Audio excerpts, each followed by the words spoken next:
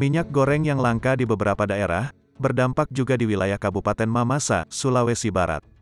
Berbagai cara pun rela dilakukan masyarakat di sana demi bisa membawa pulang minyak goreng untuk keperluan sehari-hari. Bahkan tak jarang ibu-ibu di sana rela mengantre berjam-jam sembari menggendong anak mereka yang tak bisa ditinggal. Masyarakat di Mamasa, ternyata masih kesulitan mendapatkan minyak goreng di tengah subsidi yang telah diberikan pemerintah. Dilansir Kompas.com, kelangkaan salah satu kebutuhan sembako iki sudah terjadi dalam 3 pekan terakhir. Di sana sejumlah ibu pun terlihat berdesak-desakan sembari menggendong anak mereka demi memperoleh minyak, baik curah maupun kemasan.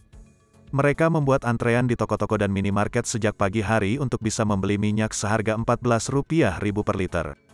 Mereka harus mengantre hingga 3 jam demi mendapat total 4 dus minyak yang dijual oleh minimarket.